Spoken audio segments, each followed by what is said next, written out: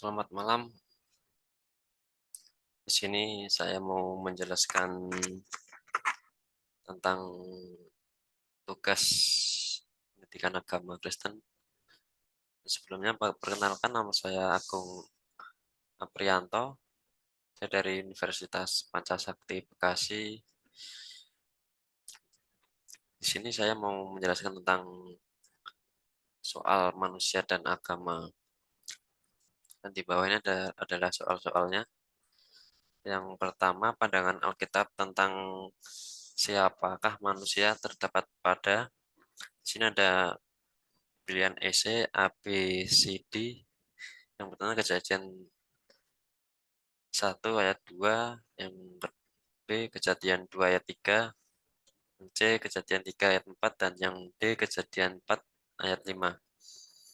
Dan tentang siapakah manusia itu terdapat pada A, Kejadian 1 ayat 2. Yang kedua, berikut ini manusia sebagai makhluk ciptaan Tuhan yang sempurna kecuali A, religius, B, etis, C, egois, D, sosial, dan E, rasional. Dalam soal yang kedua ini, jawaban yang tepat adalah egois. Karena dari jawaban yang A, B, D, E itu adalah manusia sebagai makhluk ciptaan Tuhan yang sempurna. Dan yang kecuali ada yang C, egois, itu adalah tidak yang tidak dibolehkan oleh ajaran Tuhan. Ketika agama bisa ditinjau dari sudut apa saja. Nah, ini ada pilihan A, B, C, D, ya, A, psikologi, antropologi, sosiologi, dan teologi. Ya. Dari jawaban tersebut, semuanya benar. Dari A, B, C, D, semuanya benar. Di keempat, soal keempat, yaitu dari bahasa Sanskerta, agama, bahasa Latin, religio, yang artinya A, rasa takut terhadap ilah-ilahi, B, keyakinan mengenai kuasa-kuasa, C, pernyataan Allah, D, mengakui Tuhan, E, percaya kepada Tuhan. Dari soal yang dari nomor 4 itu di bahasa Sanskerta yang menurut di buku itu yang A, yang paling rasa takut terhadap ilahi. Yang kelima, soalnya keterkaitan segala sesuatu antara Tuhan dengan manusia tampak sangat dominan adalah dominan dalam A, ilmu batin, B, agama, C, ilmu sosial, D, ilmu religius, E, teologi. Dari soal nomor 5, jawaban yang benar adalah yang B, agama. Lanjut, yang keenam, dua faktor yang selalu ada dalam agama. Faktor dalam agama itu yang paling benar adalah pernyataan Allah dan reaksi manusia secara eksistensial terhadap pernyataan Allah. Yang soal yang nomor 7, menguatkan dalam kesulitan dan penderitaan merupakan peranan agama secara A, sosial, B, pribadi, C, rasional, D, etis, E, religius. Dari yang nomor 7 ini yang paling tepat adalah yang pribadi. Yang ke-8, pengertian agama Kristen adalah, nah ini ada beberapa pilihan. Yang A, istilah umum yang dipakai untuk menggambarkan semua konsep tentang kepercayaan kepada ilahi dan keberadaan spiritual yang lain atau keprihatinan ultima yang transendental. Ini ada jawaban yang B juga. Dari soal yang di nomor 8 ini yang paling tepat adalah yang C. Karena agama yang mengakui Tuhan Yesus Kristus itu sebagai Tuhan dan Juru Selamat manusia berdasarkan pernyataan Allah yang tertulis di dalam Alkitab. Ini nomor 8 adalah yang C. Yang ke-9, manusia harus membangun sikap yang mencerminkan buah roh merupakan aspek dari dalam buku Kristen itu ada beberapa aspek dari aspek kerohanian, kognitif, afektif, konatif, anitif. Nah, dari yang sesuai dengan soal yang nomor 9 ini yang paling tepat adalah yang aspek afektif. Nomor 10, manusia diciptakan segambar dan serupa dengan Allah. Dengan kata lain, ini ada beberapa jawaban juga nih. Imago Dei, Imago Mundi, Imago Salem, Imago Christi. Jawaban yang paling pas adalah Imago Dei.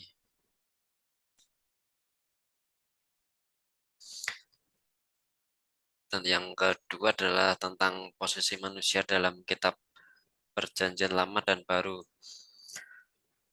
Nah, soal yang tentang materi tersebut. Dalam Perjanjian Lama, keistimewaan dan kekhususan manusia pun tercermin pada kitab dalam kitab Kejadian, Ulangan, Kejadian, Mazmur itu ada semua dari Perjanjian Lama, keistimewaan dan kekhususan manusia pun tercermin pada kitab. Nah, jawaban yang A, B, C, D itu adalah semuanya adalah benar. Kedua, manusia telah menjadi makhluk ciptaan Tuhan yang berdosa terdapat dalam kitab sesuai Alkitab. Yang paling tepat adalah Kejadian 3 sampai Kejadian 3 ayat 4. Yang ketiga, karena manusia telah berdosa untuk mendapatkan keselamatan secara dinamis dapat dilakukan dengan cara dari jawaban yang terdapat di sini yang paling tepat adalah yang C, mampu mengasihi sesama dan musuh. Karena di dalam ajaran Kristen kita itu harus mampu mengasihi sesama dan musuh. Lanjut lagi ke nomor 4, pandangan Alkitab tentang manusia yang berdosa terdapat dalam yang paling tepat jawaban adalah Perjanjian Lama. Karena di Perjanjian Lama ada pandangan Alkitab tentang manusia yang berdosa. Itu terdapat di Perjanjian Lama. Yang kelima, karena Allah mengasihi manusia yang berdosa, maka A. Membiarkan jatuh dalam pencobaan. B. Mendatangkan Mesias untuk menebus dosa. C. Menghukum manusia. D. Mengusir dari Taman Eden. Dan E. Acuh terhadap manusia. Ya, dari soal yang nomor 5, karena Allah mengasihi manusia yang berdosa, maka yang paling tepat adalah mendatangkan Mesias untuk menebus dosa. Dan yang nomor 6, dalam perjanjian baru, manusia baru adalah manusia yang A. Dihidupkan oleh Allah. B. Memakan buah pengetahuan. C. Manusia yang telah mati lalu bangkit. D. Manusia yang telah binasa. E. Manusia yang hidup kembali. Dalam perjanjian baru ini, manusia baru adalah manusia yang paling tepat adalah yang A. Jawabannya dihidupkan oleh Allah. Karena emang dasarnya emang manusia itu dihidupkan oleh Allah. Yang ketujuh, ketika manusia diciptakan sebelum jatuh dalam dosa, manusia memiliki kehendak yang bersumber pada natur manusia, yaitu di sini ada A. Rendah hati, B. Egois, C. Takut akan Tuhan, D. Segambar dan serupa Allah, C. Kebenaran. Dalam soal nomor 7 ini yang paling pas adalah segambar dan serupa Allah, karena manusia diciptakan segambar dan serupa Allah.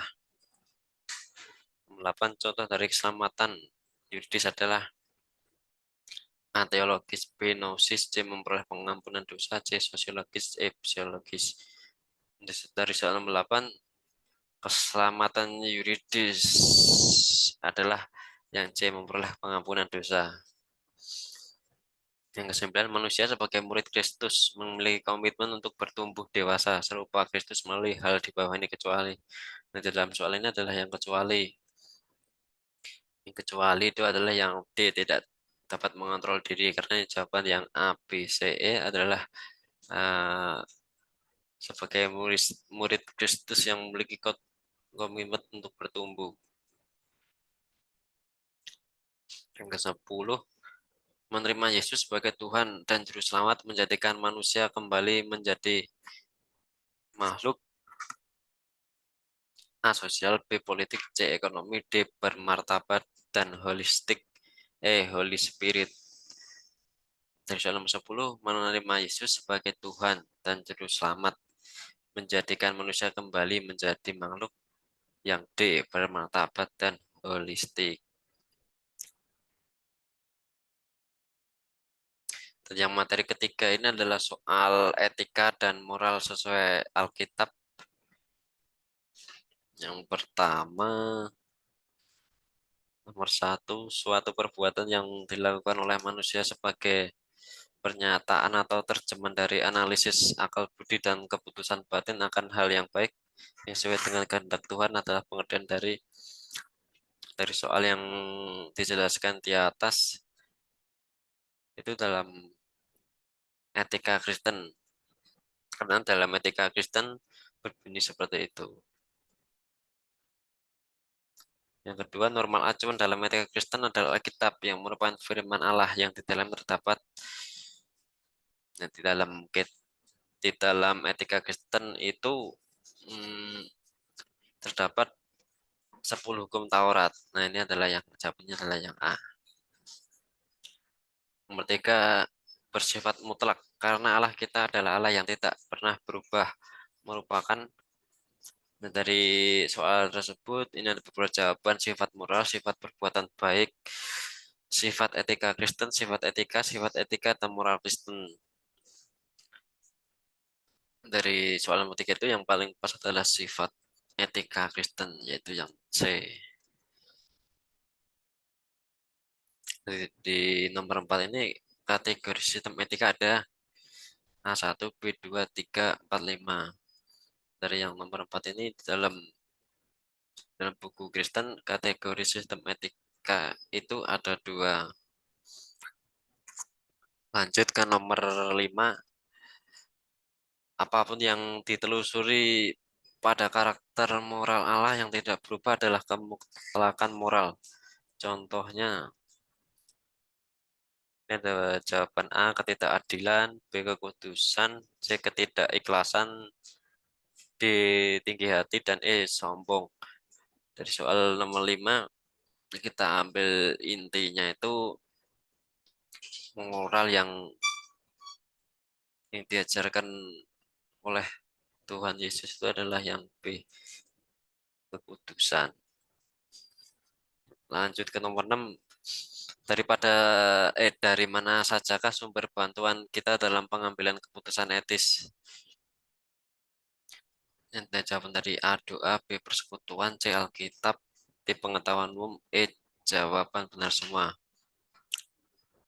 Dari sumber bantuan kita dalam pengambilan keputusan etis itu adalah ada doa, persekutuan, Alkitab, pengetahuan umum. Itu jawabannya semua benar. Karena emang apa yang dianut yang menjadi untuk pengambilan keputusan etis itu adalah semuanya jawabannya dari itu benar.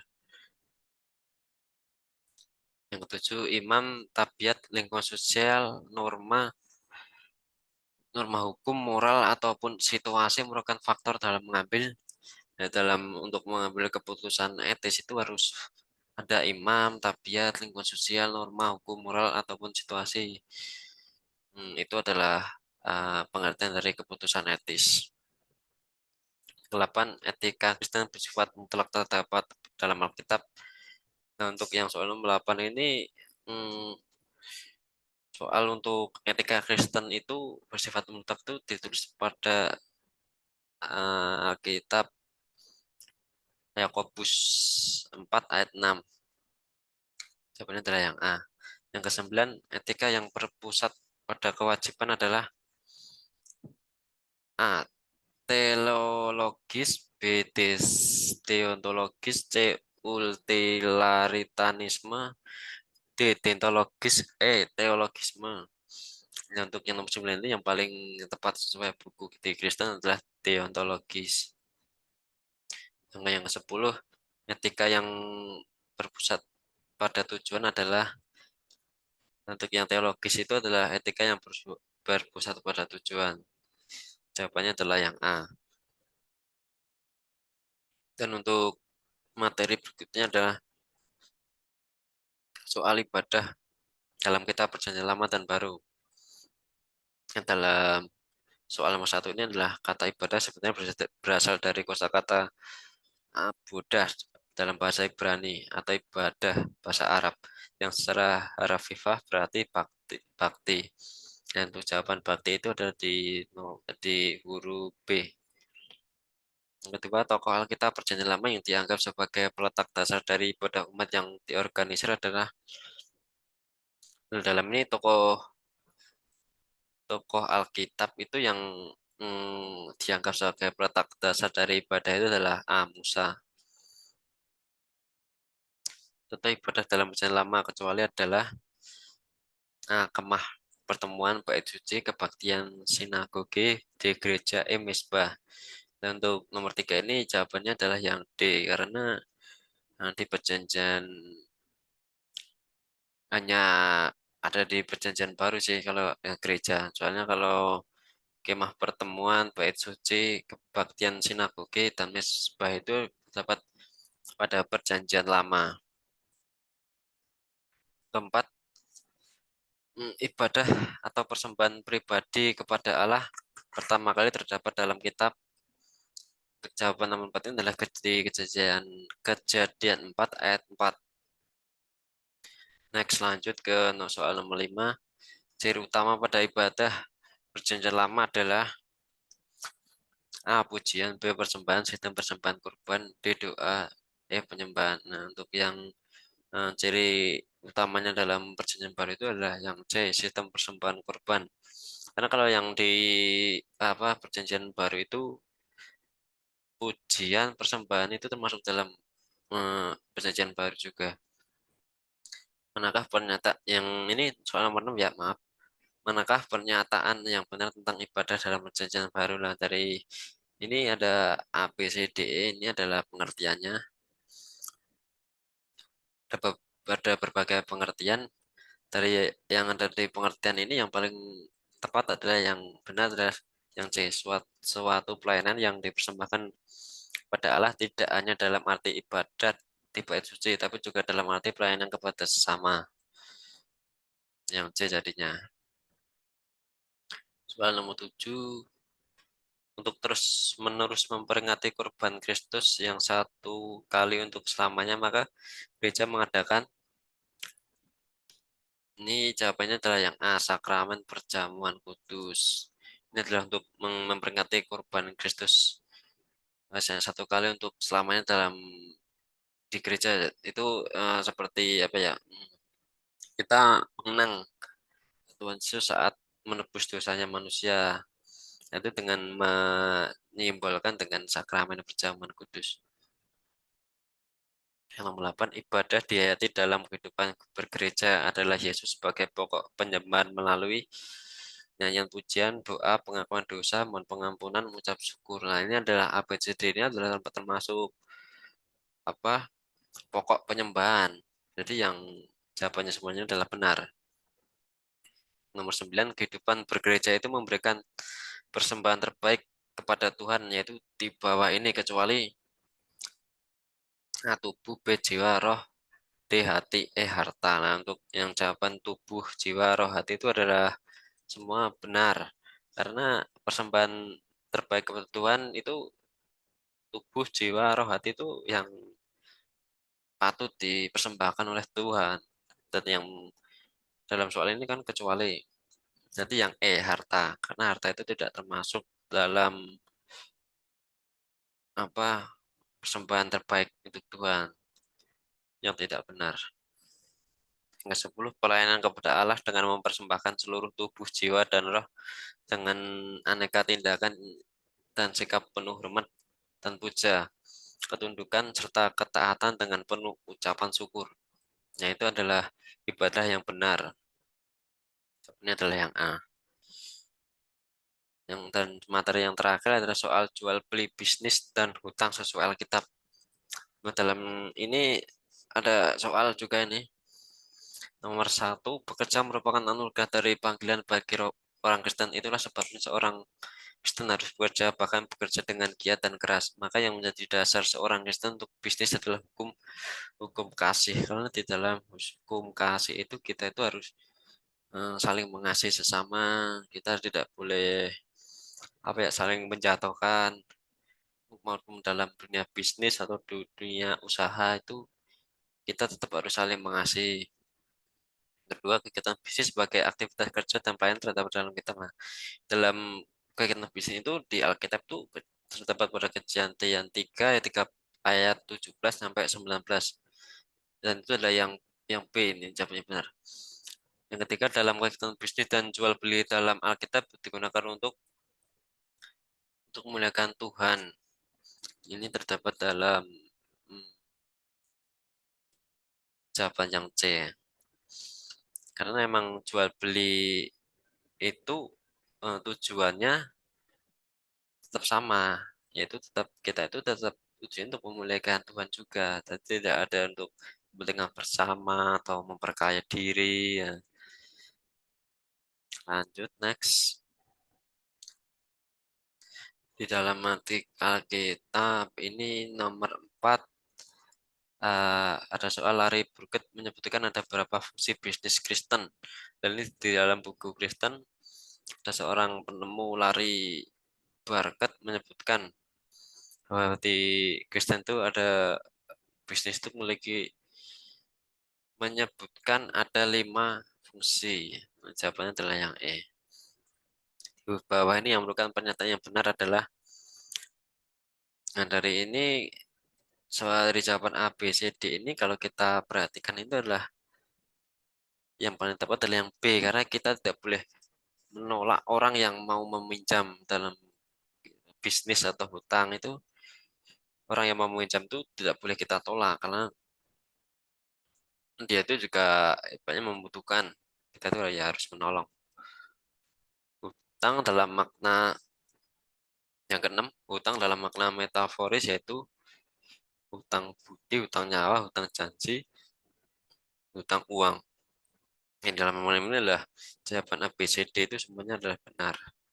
Yang ketujuh, jika kamu mengutangi kepada orang yang kamu harapkan imbalannya, maka di mana sebenarnya kehormatanmu, tetapi berbuatlah kebaikan dan berikanlah pinjaman dengan tidak mengharapkan kembalinya, karena pahala kamu akan sangat sangat banyak. Nah, dari kutipan soal di atas ini merupakan ayat dalam Alkitab dalam pasal Lukas 34 ayat 1. Next, lanjut ke soal nomor 8. Dalam fungsi bisnis Kristen yang dimaksud dengan pemuritan adalah dalam fungsi bisnis Kristen ini yang dimaksud pemuritan itu adalah yang B karena melatih orang-orang Kristen untuk tumbuh semakin kuat dalam imam mereka melalui kegiatan bisnis. Jadi walaupun dengan kegiatan bisnis, orang-orang Kristen itu harus harus tumbuh, harus kuat, kuat bukan kuat dalam bisnisnya, tapi kuat dalam iman melalui kegiatan bisnisnya. Lanjut ke 8, lanjut ke maaf ke 9. Berbisnis ataupun melakukan jual beli dimaksudkan untuk mengasihi Tuhan Allah adalah dari soal A, B, C, D ini ada beberapa jawaban. Dan yang paling tepat untuk soal nomor 9 adalah A, sebagai ciptaan yang diciptakan segambar dengan Allah, bekerja atau berbisnis mempunyai makna ilahi, tetap kita datang melayani Allah. Nah, ini sama dengan kita dengan berbisnis itu bukan berarti kita untuk mencari kekayaan diri, tapi juga tujuannya masih sama. Jadi tetap kita harus memuliakan Tuhan dengan cara mungkin dengan cara berbisnis itu adalah dengan cara begitu. Yang soal terakhir berikut beberapa pandangan tentang hukum mengenai tidak membayar hutang dari dalam Kristen. Ini yang sering terjadi banyak ada yang sering lupa untuk membayar hutang. Dalam ini ada jawaban orang yang tidak membayar hutang memiliki kasih. Orang yang tidak membayar hutang tidak akan menerima akibatnya. Dan C, orang yang tidak membayar hutang adalah orang fasik, D. Orang yang tidak membayar hutang tidak akan menjadi hamba. Orang yang tidak membayar hutang akan kehilangan kepercayaan. Dari soal nomor 10 ini, beberapa pandangan dan hukum mengenai tidak membayar hutang dalam Alkitab itu adalah yang C. Orang yang tidak membayar hutang adalah orang fasik. Karena dari jawaban A, B, D itu adalah yang salah.